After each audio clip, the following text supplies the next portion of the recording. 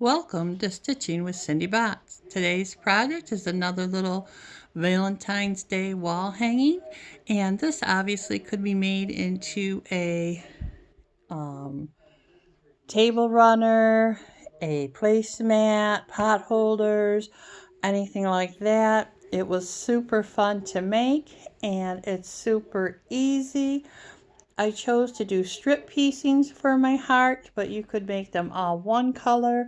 You could make one side of the heart one color, the other side a different color. There are so many different things that you could do with this project. So a basic heart, you take your square, you decide what size you want your square, then whether you're strip piecing on top of your foundation square or just using a regular block, it doesn't matter. You just want it nice and squared up. Then you take and you cut your square into a rectangle. Just split it right down the middle.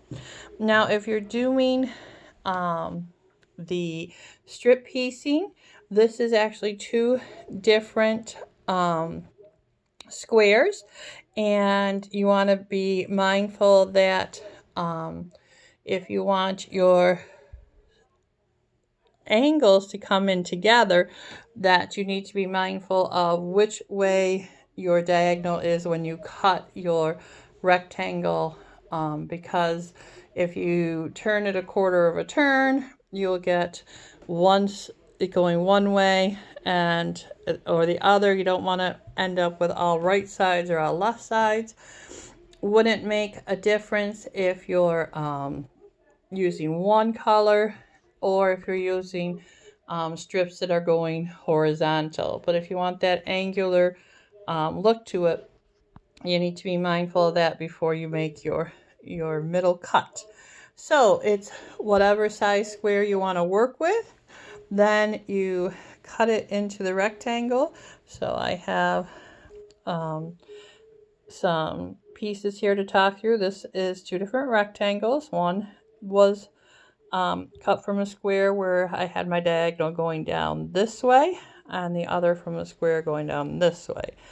So you just cut it in half. Now to figure out the points, what you do is you take the measurement of your width of your rectangle, divide it in half, and add a 0.5 sewing seam. That's it. That's how you figure that out. That'll give you a nice seam allowance here at the top, brings your point right to the middle.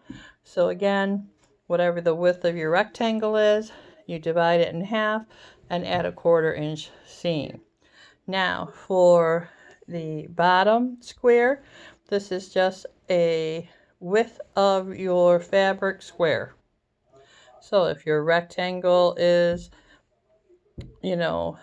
5 inches, then this is a 5-inch square. It just depends on what you've chosen to make your project at. All right, whether you wanted a big project, little project, however. And then it's just a matter of laying your little square at the top, drawing the diagonal, sewing the diagonal, pressing it back, and then doing it on the other side too, so they come together. One will flap right over the top like that, doing it that way, and then again with the large square at the bottom, sewing it, pressing it back, trimming it, making sure that you have your angles correct so that your white piece would go this way to form the point of the heart. Same here, you want to make sure that you're doing your diagonals correctly when you put on your squares. Very fun, very easy.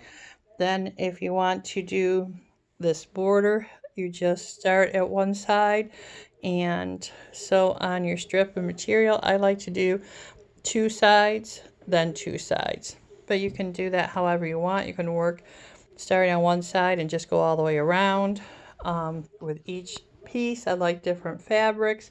You could make this with like I said, solid color heart, and maybe you want this heart pink, this heart red, this heart another color, and then maybe your borders would be different. Like let's say you wanted this for more of a neutral quilt, so let's say blue and yellows. Maybe this heart is blue, trimmed in yellow. This heart is yellow, trimmed in blue. That would be really pretty too. It's all a matter of how you want your quilt to look. Now, I was thinking about what am I going to do for binding. So I chose to make some more of these strips that I use to bind, to frame my squares. And I sewed several of them together. Then I went ahead and sewed 2 strips. So I sewed one long strip of all these pieces. And I sewed the 2 strips together, ironed it, and when I go to bind it, I will have this nice scrappy binding. Hope you enjoyed this. There are so many ways that you can change this to make it your own. You could put a wide piece here and put a square here in the center of a different color. So many fun things with quilting. To make it your own is wonderful, and fun and interesting, and I really like quilting. I hope you had a great day. Please like and subscribe. I think you'll have fun if you try it. Talk to you later. Bye.